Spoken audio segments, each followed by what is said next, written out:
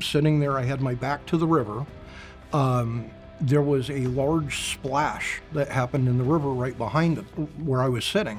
Well, that was weird. I thought I saw like a animal, like literally right off to my left, but I think it was just a shadow. Exploring remote forests, frozen mountains, and hidden islands can feel like chasing legends, until the unknown decides to step out of the shadows.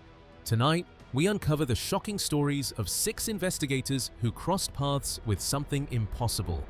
Encounters that blur the line between myth and reality, and make you question every sound, every shadow, and every step you take into the dark. On Animal Planet, the investigation team follows every lead with careful attention, especially when a local witness claims to have seen something impossible. During their visit to a snowy mountain resort, they meet Steve, an experienced snowboarder who spends much of his time on these slopes. What began as a routine day on the mountain quickly turned into a moment he would never forget. Hey, Steve. Hey. Hey. How y'all doing? Hey. So Craig Clemmers told us that you had a sighting up here. Yes. Yes, I have. I was snowboarding here. I come snowboarding here a lot. It was actually about over there, far into the trees.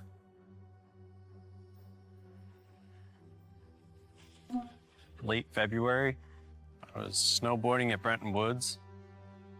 Decided to take a break and catch my breath. I had looked across the valley and I saw something come out of the wood line. Something walking bipedally. The investigators leaned in as Steve described what he had seen. If it was walking on 2 legs, how could he be sure it wasn't a person? Steve shook his head. The movement was wrong. It crossed the deep snow far too fast, gliding over terrain that should have slowed any human to a crawl. Even from hundreds of yards away, its height was unmistakable.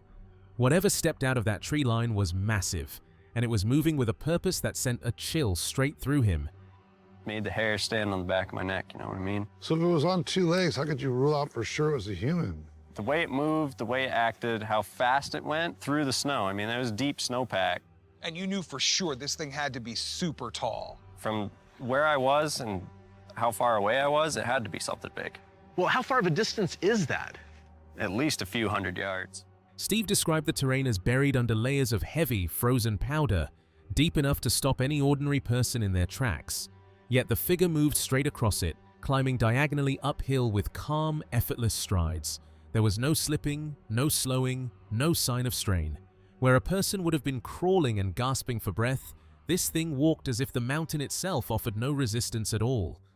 From a distance, it may have resembled a man, but nothing about its movement belonged to one. And this thing was walking through the snow? Walking through the snow, not having a hard time with it, just kind of nonchalantly getting through it. Was it going downhill? Going uphill. Going uphill. Uphill on the diagonal, yes. Walking. Just walking through it like it was nothing. If a person were to walk through the snow, you'd be hands and knees and just struggling through it. And this was just like it was nothing. Okay, now I'm starting to see why you thought this was so unusual, because you're just seeing a bipedal thing walk across. It looks like a person, probably. Yep. But the circumstances here are... Given the speed and ease with which the figure moved, the team concluded that Steve had likely witnessed something extraordinary. He had never seen anyone there before, and the behavior matched classic Sasquatch traits. The bowl-shaped valley below, dotted with greenery breaking through the snow, looked like the perfect spot for a night investigation, one that could reveal even more of the mysterious presence in these woods. At speed, doing what he saw the figure doing, I think that we can pretty safely say he probably saw one. He's never seen anybody over there before, so it seems that he most likely saw a Sasquatch. And for us, that's a good start to the expedition. Some people have seen Sasquatches right here in this bowl-shaped valley. And looking around, down there, it's a lot lower, there's a lot more greenery poking up through the snow. This might be a good spot to do a night investigation. As the team pushed deeper into the wilderness, the vast resort still faintly behind them, they reached a spot that felt right for a wood knock. The sharp crack echoed through the valley, and moments later, a reply seemed to answer from the darkness. Cliff scanned with a thermal scope, but the icy terrain made everything glow white. Whatever had responded was out there, just beyond sight. Oh yeah, we've seen deer. Bobo and I, we keep hiking and hiking, and I feel like I can still see the resort right behind me. This place is huge. Hey, listen, we found a good place to do a knock. Can you listen? Oh, yeah. And I'll get the bat out, and I'll do a reply.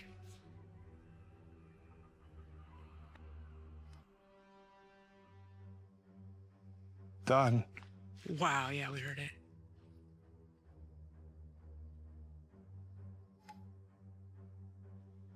Done. You get anything out there, Cliff? No. It's hard to tell, though, because anything that isn't icy cold shows up so brightly. The sudden sound cut through the night like a crack of thunder. The team stopped instantly. That was no falling branch. It was a knock. It had come from across the river, somewhere to the north-northwest. Echoes bounced off the valley walls, but even through the distortion, the source was unmistakably powerful. Then it happened again. Louder. Closer. The group exchanged tense glances. Whatever was out there wasn't hiding anymore, and it was answering back. Oh, that's a knock. You hear that? Sound like that way.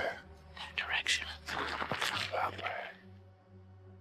I think we just got a knock. Yeah, we heard something. Wait, you heard it too? If you heard it, that means it's really loud at the source.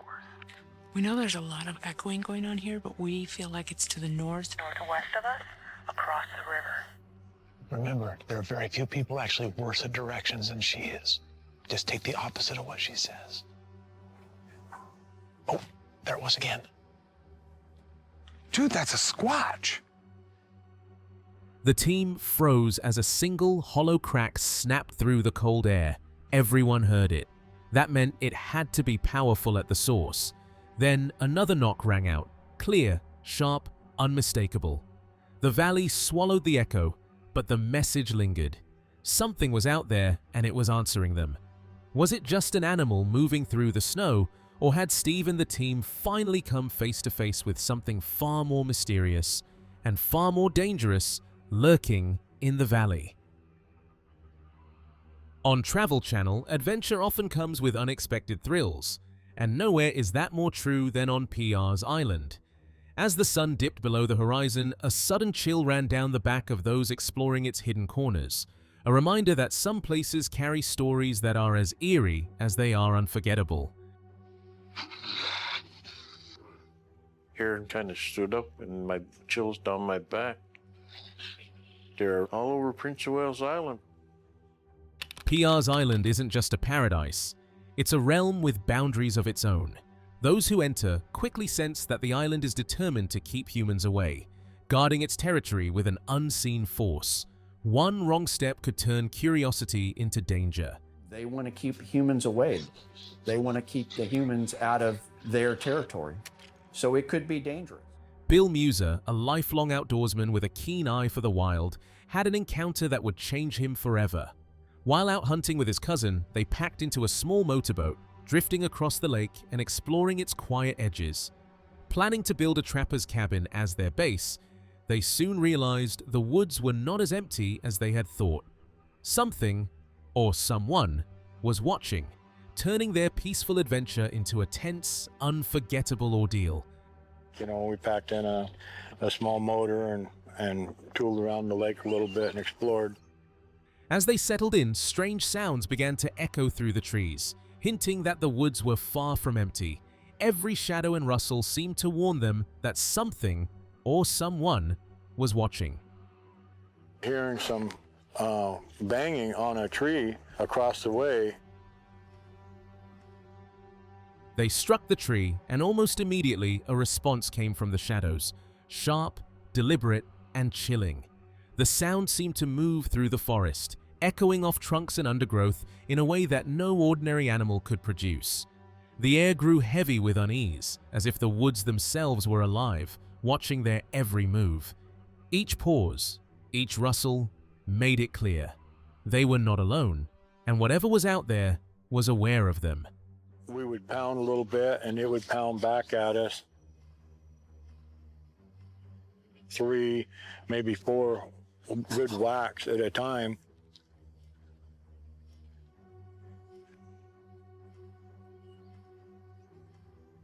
I don't know any animal that can do anything like that. There was something in the woods whacking the trees. After hearing whispers of strange creatures roaming the area, Bill Muser felt a shiver of realization. The eerie sounds, the footprints, and the strange occurrences scattered across the island all hinted at something far beyond the ordinary. He couldn't deny the possibility that something massive and elusive was moving through the woods, watching them from the shadows and leaving its mark on the wilderness. I believe it was a Bigfoot, especially with all the other sightings that have happened on the island. Bigfoot leaves unmistakable signs, marking its territory in ways that have puzzled researchers for decades. Since the 1950s, sightings and field reports, including those studied by Bigfoot researcher Cliff Barrickman, describe a repeated behavior, powerful knocks against trees or logs. These sounds aren't random. Much like gorillas clapping to warn their troop, the knocks appear deliberate, a form of communication signaling intrusion or change. But for those who hear it firsthand, curiosity quickly turns to dread. The sound doesn't invite investigation, it warns. A hollow echo through the forest, reminding anyone nearby they've stepped into territory that isn't theirs.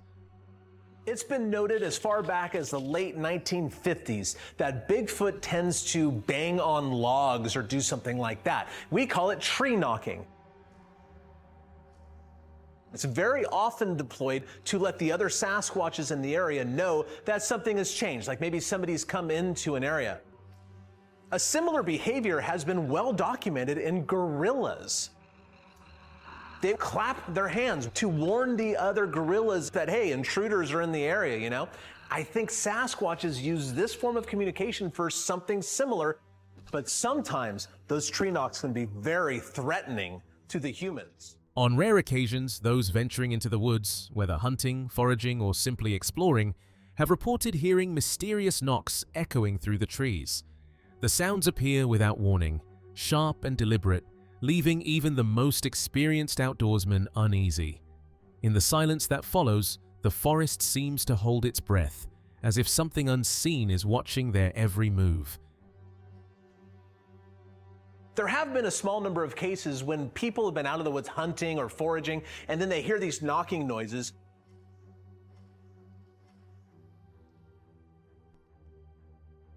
A sudden echo of sharp, mysterious sounds pulled the hunters deeper into the forest, each step heavier than the last. From the shadows, a massive, silent figure emerged, radiating an undeniable presence that made the air thrum with tension. Without a sound, the message was clear. The woods belonged to something far older and more powerful than they were intruding at their own risk. As the shadows deepened and the forest seemed to watch their every move, one thought echoed louder than anything else.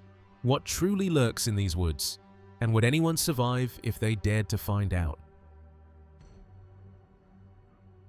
On DMAX UK, the search for Bigfoot takes BFRO investigators into the remote forests of southwest Washington, where sightings have long sparked curiosity. The team meets James at the spot of his encounter, where heavy footsteps suddenly approach from behind. He recalls a figure standing 8.5 to 9 feet tall, with shoulders nearly 4 feet wide, a presence unlike anything human. Could this trail be a regular crossing for Sasquatch? And is the team close to capturing proof of the legend? Today, we're meeting James at the sighting location where he had his encounter. We want to see, is it a place where Sasquatches actually would come periodically? As the sound of the footsteps approached closer, I knew whatever it was standing behind me right there at the top of the trail. It was impossibly large, approximately 8.5 to 9 feet tall, with shoulders spread approximately 4 feet wide. The forest revealed a creature even larger than the one James had encountered. From over 100 yards away, it moved through the trees, each step shaking the ground with a deep, thudding rhythm. The sound of its footfalls carried a menacing weight, as if the very forest itself was warning anyone nearby. The memory of that night still sends chills through anyone who thinks about it, a haunting reminder of a presence that cannot be explained.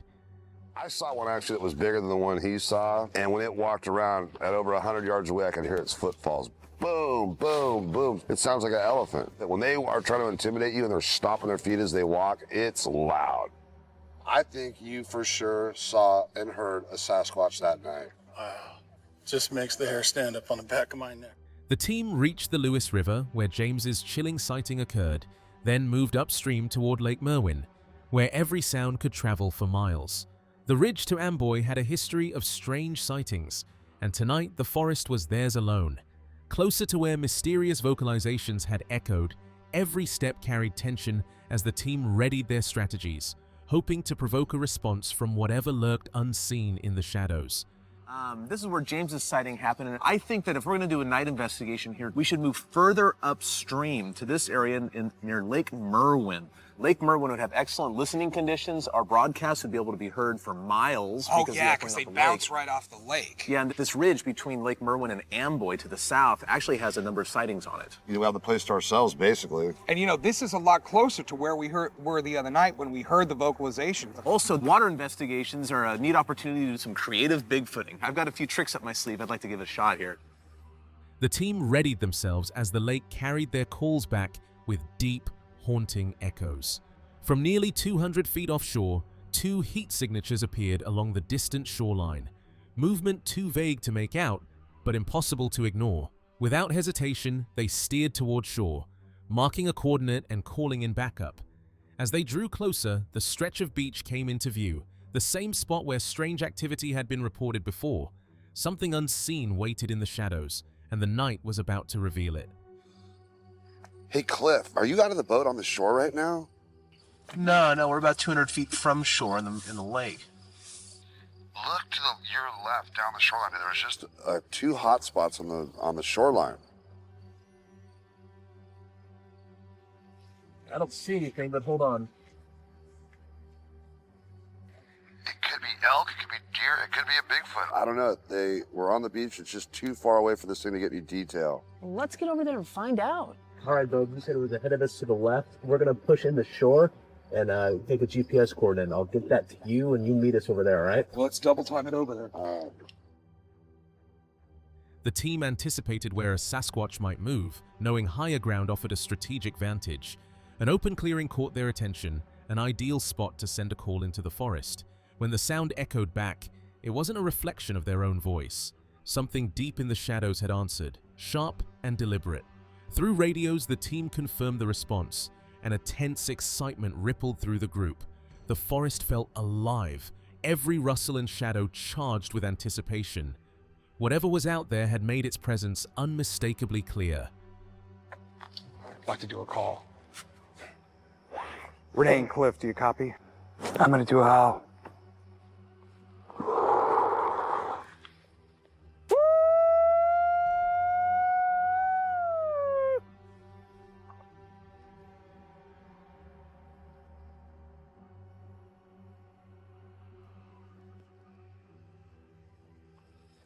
Oh boy.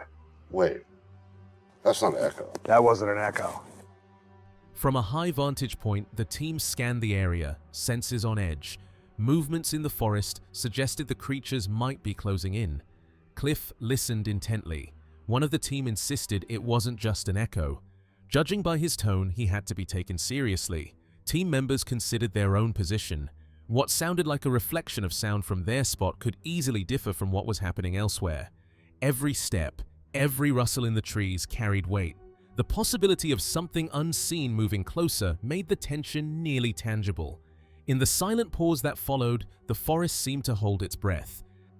That's the echo, I gotta believe him. No, I'm with you. To what I heard from our location, to me it was no doubt an echo, but they could be in a different position. They could be hearing something else. Absolutely.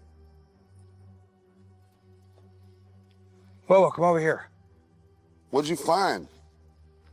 Check it out, dude. That sound we heard, it sounded like it was coming from down in there. I thought maybe there was some trailer down in there, maybe some people, but there's nothing in between here and the lake except trees and a steep hillside. I mean, it definitely came from that direction. It came from that direction, absolutely. As the night deepened, the forest held its secrets close. Shadows shifted, echoes answered calls, and unseen footsteps seemed to draw closer. Every rustle and thud suggested a presence just beyond sight, something massive, intelligent, and impossible to ignore. Could the team be standing on the edge of proof? Or would the forest keep its legendary inhabitant hidden once more? Story 4. Meet Doug Morrison on Flash of Beauty, Bigfoot Revealed, a lifelong Bigfoot enthusiast from Reedsport, Oregon, whose fascination with the legend began when he was a kid. Inspired by the famous Patterson-Gimlin film and his first Bigfoot book, Doug grew up believing the truth might be hiding deep in the forests. Years later, while hunting alone in the wilderness, that belief was put to the test when slow, heavy footsteps followed him along the tree line, moving when he moved, stopping when he stopped. At the time, Doug didn't think much of it. I'm Doug Morrison. I live in Reedsport, Oregon. I've been into Bigfoot since I was a young kid. I saw the Patterson-Gimlin film when I was 7. I read my first book on Bigfoot when I was 7, and I've been into the Bigfoot TV shows and read books about it and stuff like that ever since I was a kid. I have had sounds when I was out hunting of something like in the tree lines that sounded like it was walking alongside of you, and if you stop, it would stop, but I'd never acquainted it to being a Bigfoot. The night was unnaturally still, each rustle of leaves or snapping twig amplified in the darkness.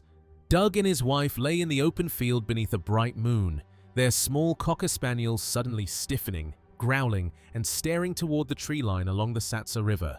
He swept his flashlight across the woods. Nothing moved, yet the dog's agitation grew, and the calm no longer felt safe.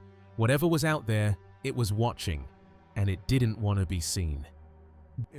So while we were laying in the field looking at the stars, we had a small dog with us. He was a little cocker spaniel, and he started growling and showing his teeth, and his hackles went up, and he was pointing towards the Sayusla River in the woods there. And I had a flashlight with me, and I'd shine the flashlight around and did not see anything. There were no animals or anything that we could see. And he was getting a little more agitated, and it made my wife feel kind of creepy, so she asked if we could go back. Doug and his wife returned to camp, and she decided to head to bed, slipping into the tent for the night. He stayed behind, settling by the campfire with a beer, enjoying the quiet while his back faced the Satsa River. Then came a sudden loud splash from the water behind him. At first, he thought it might have been a fish, or some animal leaping into the river. Grabbing his flashlight, he shined it across the surface, scanning for movement. Ripples danced on the water, but nothing else appeared. Still, something about the sound lingered in the air, echoing through the dark, and the river felt far less calm than before. She decided to go to bed, and so she went into the tent and went to bed, and I sat out at the campfire to have a beer and just kind of kick back by the campfire. And while I was at the camp, sitting there, I had my back to the river. There was a large splash that happened in the river right behind it, where I was sitting. And I thought maybe an animal had jumped into the water, or maybe a fish jumped or something. So I went to take a look and see what it was, shine my light on the water, and I could see the ripples on the water, but I didn't see anything else out of the ordinary. So I felt it must have been a fish or something, so I went and sat back down, and about 3 to 5 minutes later, it did it again. A loud splash erupted from the river behind Doug, followed by the sharp clink of rocks underwater. At first, he thought it was just pranksters tossing stones. He called out, laughed, and hid in the bushes, waiting. For minutes passed. Nothing moved. No one laughed. Just the river, silent under the moon. Shaken, Doug finally returned to the tent. Sleep felt safer, but that splash stayed with him long after the night went dark.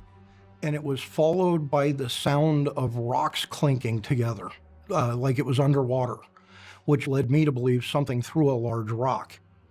So I thought maybe some kids were messing with us, so I yelled out that it was very funny, haha, you got me type of thing, and I hid in the bush that was right there to see if I could catch them doing it again. And I sat there for about 45 minutes and nothing else happened. At that point, I figured, you know what, it's getting late, time to go to bed. So I went and got in the tent and went to sleep. As the last glow of light vanished from the tent, a terrifying sound shattered the night. Something right outside let out a scream that seemed to come from the very bones. It started deep and guttural, vibrating through the air like a warning, then surged into a piercing, high-pitched wail that echoed across the campsite. Every instinct screamed at Doug to move, yet he couldn't tear his eyes away. For a long, frozen moment, the forest itself seemed alive, watching, and whatever had made that sound wanted him to know it was there. The tent, and just as that light went away from the tent, something right outside the tent screamed, and it was the most ungodly sound I've ever heard in my life. The scream started as a very low guttural sound that it reverberated inside your body, and it made your insides shake. And it was a long moaning sound that went from a low pitch all the way to a very high screaming pitch, and then lowered back down. He stepped out into the quiet of the campsite, scanning for any sign of disturbance. In the soft sand, he spotted impressions. Not clear footprints, just shallow craters pressed into the earth. About 20 feet from the tent, a large branch caught his eye. Roughly 6 feet high and thick, it had been snapped at the base and twisted around itself, the sound of the break still echoing in his mind. Around the nearby trees, the underbrush had been flattened, smashed down by something impossible to identify. Whatever had passed through the campsite had left its mark, but Doug had no idea what it could have been. And I went out and looked around the camp to see if anything had been disturbed, and you could see footprints in the sand, but it wasn't defined. It was just a crater in the sand. And what I did find was about 20 feet from the tent, a branch that was probably 2 inches in diameter. It was about 6 feet high. It had been broken right at the base of the tree, and it had been twisted around 2 times. It made what they call a green stick break. And I looked around that area, and the salal that was around the trees had been smashed down, but by what, I couldn't tell you. The question of what had passed through the area that night remains unanswered. Were the footprints and broken branches the work of an animal, or something far stranger that had been watching them? They may have returned to safety, but the memory of that scream, the splash in the river, and the shadows in the trees will linger long in their minds. The YouTube channel Exploring with Angelo is known for venturing into some of the most haunted and mysterious locations. But for this journey, Angelo returned to a place that has long sent shivers down his spine, the so-called satanic cult ritual forest. On a moonlit evening, he stepped back into the dense woods, where rumors of cult activity and restless spirits linger. The forest was described as dark and foreboding, perfect for a night of investigation, yet even Angelo couldn't predict just how chilling and unpredictable the night would become. What's up, guys? Welcome back to a brand new adventure. New adventure, old place. We are back at what we've been calling the Satanic Cult Ritual Forest for a very specific reason. We genuinely believe that there is a cult coming out to these woods, and we're back. I've not been back here in quite some time. I think it's been probably about 2 months. This place gets hectic. Not only is there likely a cult coming out here, but this place is also extremely haunted. Something shifted in the shadows of the forest. Angelo guessed it was probably just an ordinary animal, though the woods seemed to whisper otherwise. He had a short hike ahead to reach their usual camp spot, navigating the uneven ground with cautious steps. Thankfully, the forest wasn't as muddy as usual, though past visits had turned the trek into a slippery challenge. Even in these familiar surroundings, the night held an unpredictable edge, as if the forest itself was watching. Something just moved out there. Okay, probably just a deer or something, but we got a bit of a hike to go. Not too far, but we're gonna go back to our usual camp spot, I suppose.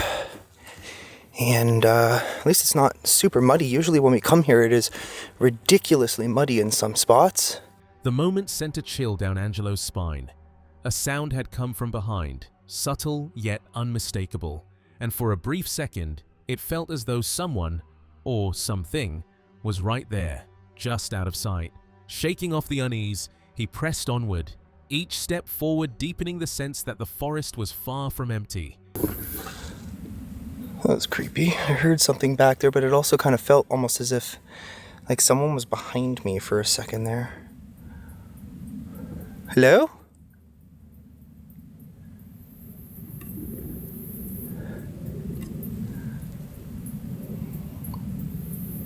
A shadow flickered at Angelo's side, just for a moment, enough to make him question what he'd seen.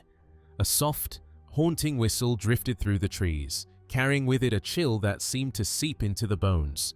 Then, from somewhere deeper in the darkness, movement stirred, slow, deliberate, and unmistakable, reminding him that something unseen was watching, waiting.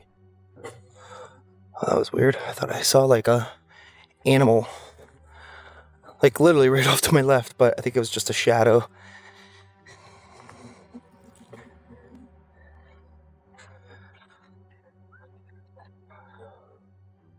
I swear I just heard like a whistle or something.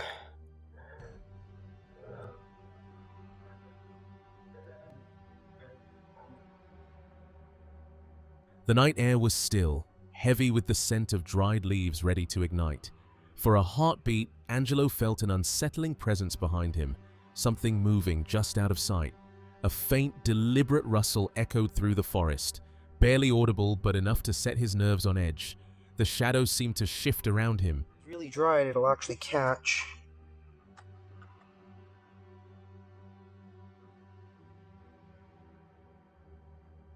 For a second I thought somebody was like literally walking behind me. It was creepy. It sounded like footsteps.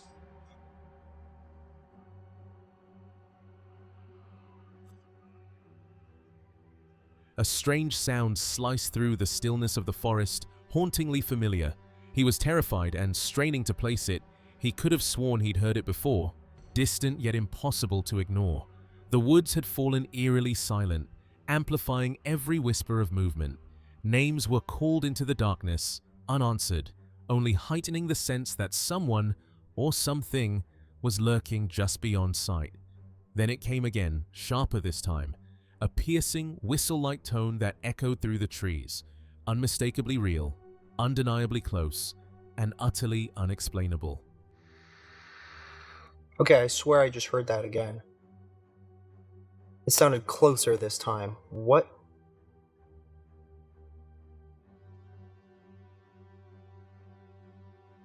Dude, that literally sounds like that whistle thing. Mayan whistle or whatever?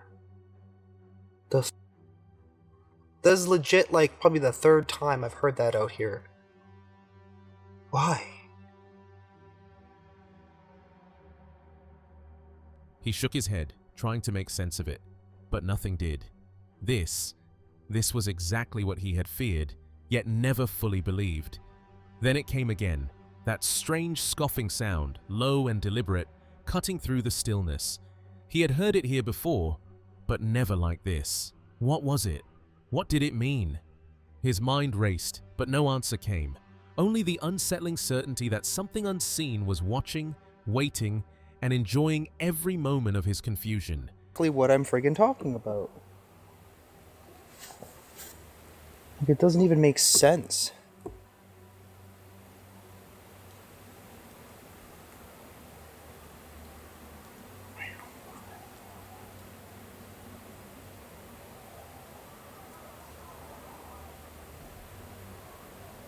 Okay.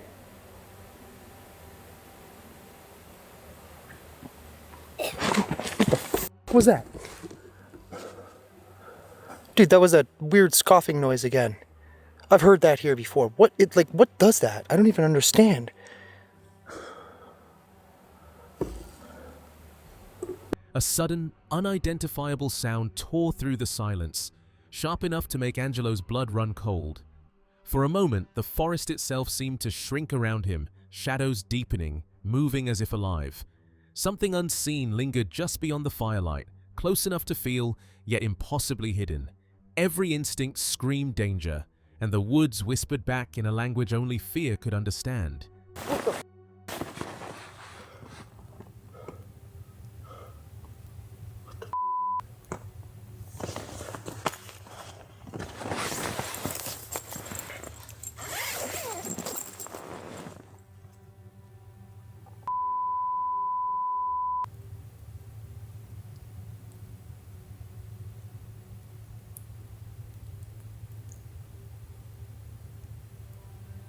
Okay, that got a little close.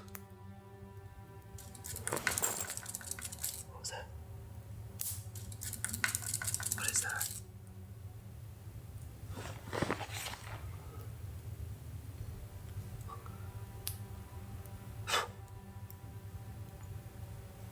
The sound stopped Angelo in his tracks. A low, snarling noise had come from so close, it felt like it was breathing right beside him. He'd heard it before on past visits, and every time it sent the same wave of fear through his body. Startled, he moved too fast, nearly losing his balance as adrenaline took over. Then the forest answered again, a sharp, whistling call drifting through the trees. This time, it felt deliberate. Someone or something was out there. And the deeper the silence grew, the clearer it became that he was no longer alone. The question of what lurked in the shadows of the satanic cult ritual forest remains unanswered. But one thing is certain, Angelo came face to face with a presence that watches these woods, and he has no intention of returning to disturb it again. The YouTube channel Shadowy Sasquatch is known for documenting real-life Sasquatch encounters and unexplained activity, bringing viewers face to face with evidence that is both compelling and unsettling. In this episode, the channel shares a short film capturing one extraordinary week at a family home, an ordinary place that quickly became anything but. It began in October when a thermal camera recorded a towering figure moving through the darkness. Filmed by the homeowner's husband and brother-in-law, the footage revealed a presence unlike anything they had ever seen. What followed in the days ahead forced the family to question whether what surrounded their home was human or something far more disturbing. To our channel where we share Sasquatch encounters and evidence. This is just going to be a short film that focuses on a week of activity at our house. So this was a very jam-packed week, and it started on October 31st of 2013 when my brother-in-law and husband got a thermal video of a Sasquatch that lasted over 2 minutes. The week took a darker turn when Jonathan revealed he may have captured an unknown creature on thermal, but the footage wouldn't be reviewed until November 6th. While they waited, attention shifted to audio recordings, where they quickly learned the forest didn't cooperate with electronics. Then came a breakthrough. By exploiting what appeared to be the creature's greatest weakness, curiosity, Jonathan lured it closer to the open yard. What he recorded next were the most chilling sounds yet, proof that something was watching, listening, and drawing dangerously close. On the 1st of November is when Jonathan told me about the creature that he possibly had picked up in thermal.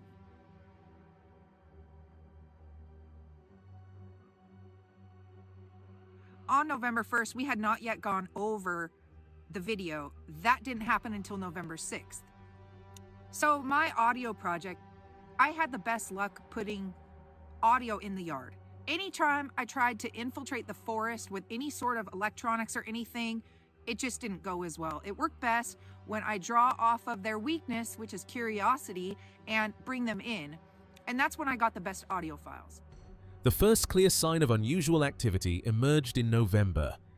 With the fields empty and silence settling over the land, something unseen approached the recording equipment. Deep, deliberate breathing echoed through the darkness, slow, controlled, and purposeful.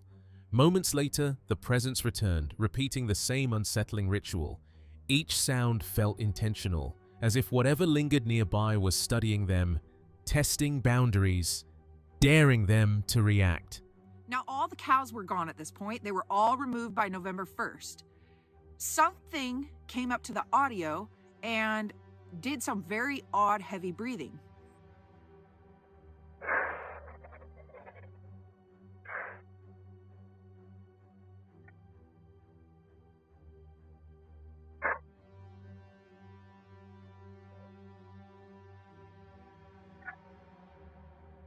Then 15 minutes later, the same creature came back to the audio recording and did the same breathing.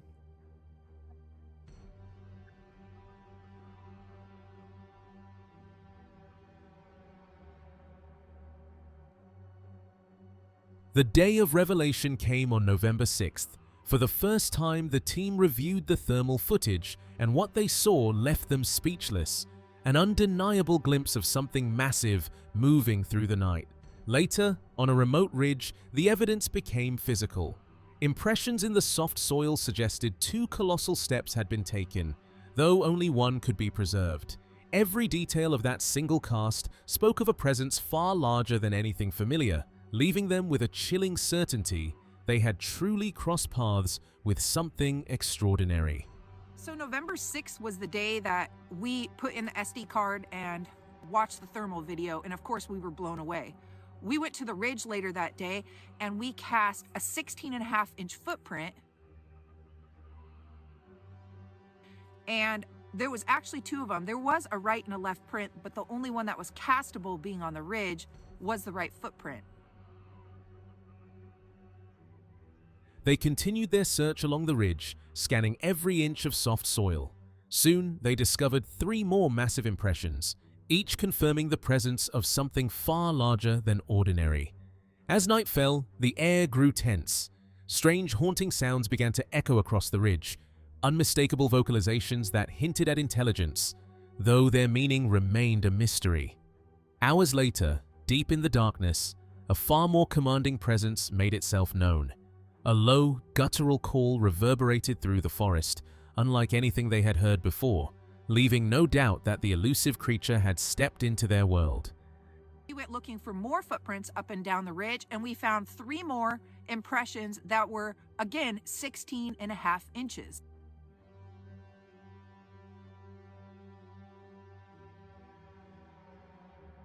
We also captured more fantastic audio that night. At 9:45 p.m., we catch this voice.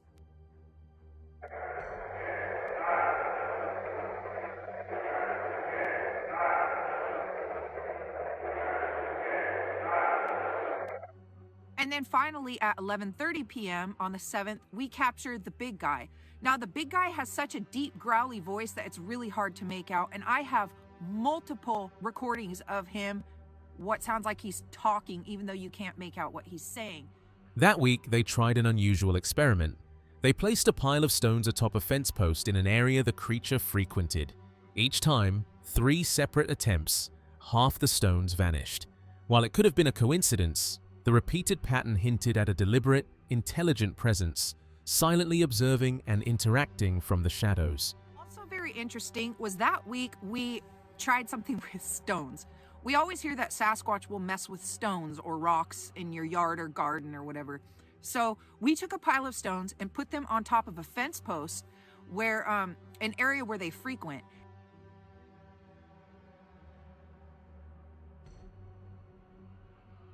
And every time we would do this, we did this 3 times. Every time we would do this, half of the stones were taken. Half of them. And I get it, something could jump up there, knock them down or whatever, but it was just odd that 3 times half of them were taken, not all of them.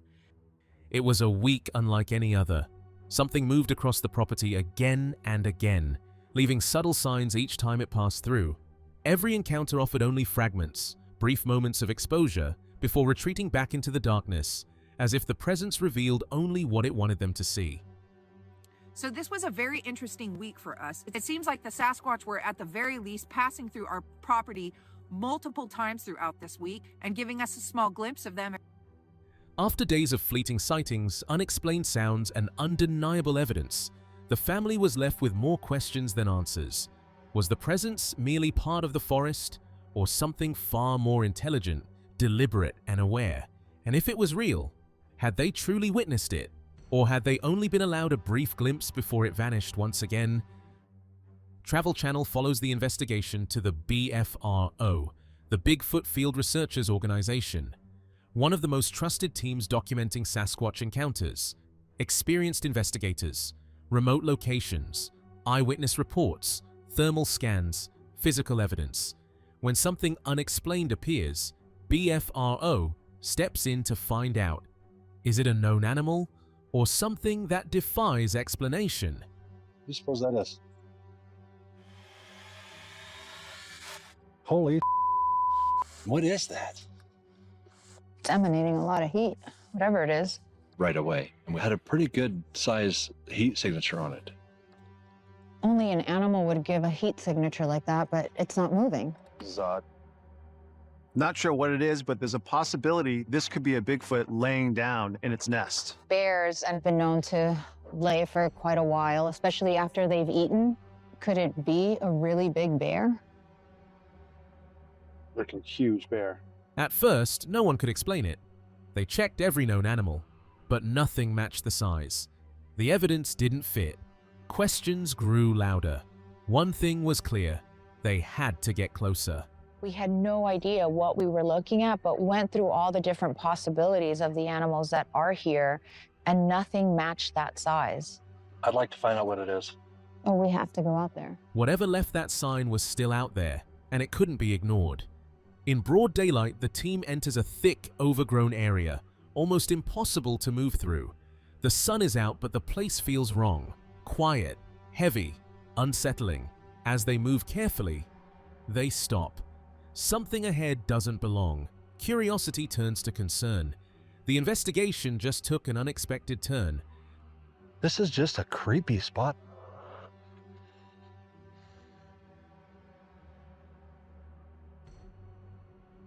Follow me.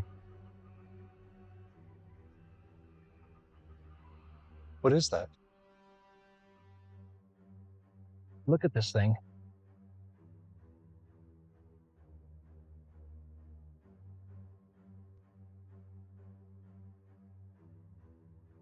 The discovery stops them cold. This is the sign they've been waiting for, and time is running out. Old techniques are set aside, no room for error. Using advanced scanning tech, they record every detail before it fades. Whatever left this mark wanted to stay hidden. But now, its trace may finally tell the story. There it is. All right, well, then let's pull out the scanner. Moving through the underbrush, a tiny clue appears. A single strand, easy to miss, but impossible to ignore. Carefully handled. It doesn't match any known animal. Every second, the mystery grows, and the feeling of something unseen, just beyond sight, becomes almost unbearable. There's some hair right here.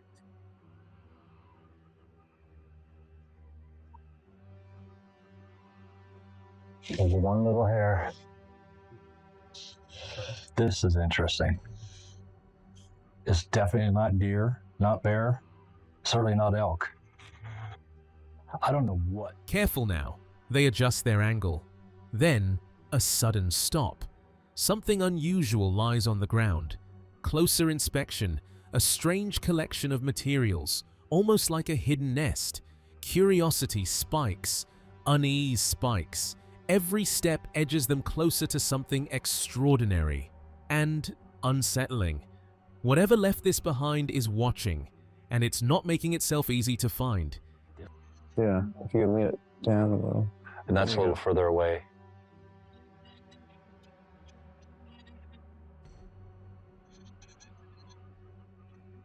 Whoa. What is that on the floor? That's interesting. Oh, wow. What is that? Does that look like nesting materials? Possible, sure. Move in a little closer. Isn't that the weirdest thing? Oh, Edging to the side, scanning for movement, and then a massive heat signature in the center of the clearing. Its size, unlike anything they've ever seen. Frozen, impossible to ignore. Every instinct screams danger. Could it be Bigfoot? The forest tightens around them, alive with unseen eyes. I'm gonna run to the side here and see if anything else has any heat. Ooh. Hey, look at that. Look. Right here, right in the center. It's right there. But look, it's moving. What the heck? Holy. That's right. What in the heck is that? That looks like a Bigfoot. The question hangs heavy. What did they just witness? One thing is clear. Whatever left that massive presence is unlike anything they've seen before. A force they may never understand. Who will dare return to this shadowed territory? Or is some part of the wild meant to remain untouched? On Salish Sasquatch, the forests hide more than shadows. One man shared years of encounters from Washington State, but one story still haunts him. The night his family in Fort Bragg was followed all the way home. He saw it firsthand. Was it just an animal, or something far darker, watching from the night? The following interview is of a man that reached out to us a few weeks ago.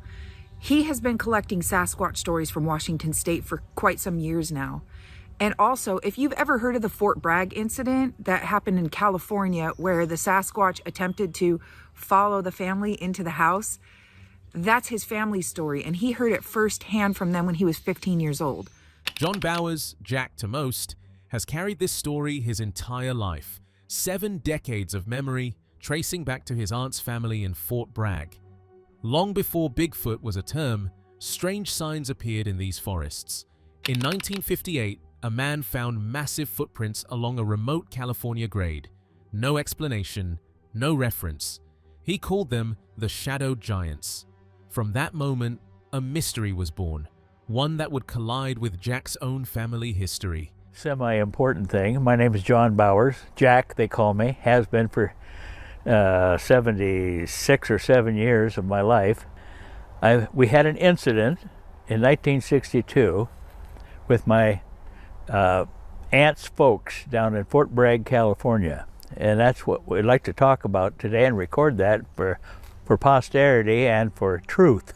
In 1958, a gentleman walking one of the grades in California came across a line of big feet. And for lack of understanding, he labeled it big feet. And that's where that part of it started, the Bigfoot issue. A dark, stormy February night, rain hammering the roof, moon slipping behind clouds.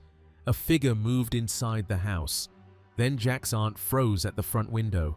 Something enormous was climbing the fence. Its size, impossible to ignore. Time seemed to stop. Whatever it was closer than anyone imagined. In the middle of this particular night, in February, it had been raining, and I don't know if the moon was out or if the moon would come and go as it often does by way of the cloud cover coming in and going out. But Angie got up and went through the living room to the bathroom. They had one bathroom, and she happened to look out the front window, and something huge was climbing over her fence, and she just automatically, not knowing any difference and having no backup information, she just thought it was a bear. Middle of the night, a sudden movement in the garden. At first, it looked like a bear, but something was wrong. One stepped closer, heart pounding. The darkness felt alive. Every instinct screamed they were not alone, and might never be again. In the meantime, Bob got up and asked, what's going on? She says, there's a bear in the garden. And he says, well, I'll just go outside and yell at it. So he went that direction. Bud came out of the room. He says, I got the shotgun, but where's the shells? And she says, I don't know, I moved them. And so they didn't have, they had the shotgun, but they had no shells. In the meantime, Bud says, well, where's Bob? Bob went out to chase off the bear. He approached the door, hand on the sill, and froze, eyes locked with it. Even now, the size, the closeness, still chills him. Encounters like this were almost unheard of. The creature leaned closer, peering inside. Expression unreadable. Not anger, not fear, only curiosity, wanting to understand what was happening inside. Returning from Jackpot Lake, he navigated a narrow, treacherous path. A rock wall pressed in on one side, a wild ravine on the other. No escape. Every step, he faced the unknown. An expert hunter, calm, yet the hairs on his neck rose. Then, steps away, a massive figure emerged, raw, primal presence. A guttural roar echoed through the canyon, freezing him in place. Coming back from Jackpot Lake, you come by an area that there's a rock wall. Going up, it would be on your right side, and it's sloughed off into no man's land on the left. And it's pretty tight in there, a little bit of a falls. And this gentleman that I know, he's a hunter superb. He's very, very adept at what he does. Anyway, he was coming down the road, and you have to go past that spot. You can't get out of there if you don't go yet. Where you go in, you have to come out. And he looked in front of him at almost that same spot, and here was a Bigfoot standing in the road. Something small but heavy hit him, breaking the silence on the bridge. At the far end, the creature crouched beneath a low branch, its massive frame barely hidden.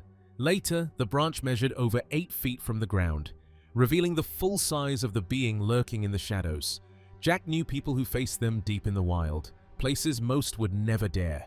Their stories weren't just tales, they were chilling glimpses of a hidden world, waiting for someone brave enough to share the truth. I've got friends that have seen them, that have been around them, and the stories that really need to be told somewhere along the line. Decades of sightings, terrifying encounters, unexplained events. One question remains: what prowls these forests, watching from the shadows, waiting for the next person to get too close?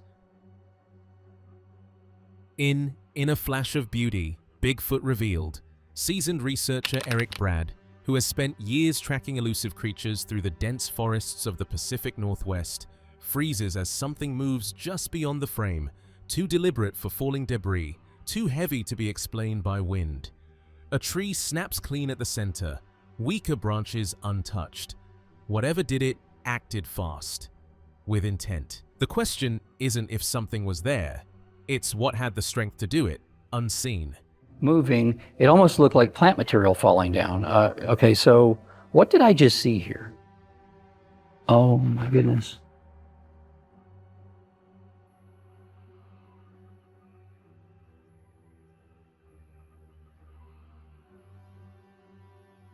Wow. Pretty cool. Yeah, so something had to have hit it really hard and really fast right in the middle to break it there, to not break these smaller pieces that are supporting it at either end. Yeah, that had to have been, Yeah. like a thrust and not a hang, you know what Yeah, I'm saying? 'Cause the something Bigfoot is hard real and fast. Behind the camera, the two experiencers scanned the area. Then, a sudden movement streaked through the underbrush. Impossible to explain. It vanished almost as quickly as it appeared. The forest seemed to hold its breath. The researchers stared at empty space, questioning what they had just witnessed. Did you see that? Sam's been checking it out. What the heck is it? There's something taken off right there. Did you see that? Yeah.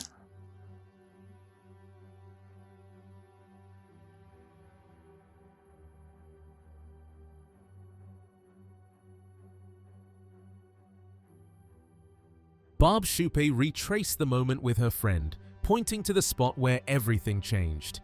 A fallen log hadn't been there before. It fell later. Across the clearing, a shadow surged. A solid black shape, triangular, headless, moving with terrifying speed. In a heartbeat, it darted away, limbs and hair a blur. Terrain, then each other, blocked their view. Only a fleeting glimpse of the impossible. Something had crossed the trail, unseen but undeniably real. I looked right straight through across from over here, and I saw this black head pop up. He was about so high, triangular shape. There was no neck. He was solid black. He turned and ran that way. He was all arms and legs and hair. And my friend Sam was right here. I saw the tree here blocked the view for me for a second, and then I saw him just a little bit more there, and then Sam turned and stepped and blocked my view. And at that point, we thought maybe he had crossed the trail and the people on the trail were going to get the sighting. Eric's eyes locked on the spot where the movement began, a sudden vertical ripple through the foliage. Instinct told him to watch the foreground, a lone branch swaying gently. Was it being pulled by something? For tense moments, nothing moved, only the eerie stillness of the forest.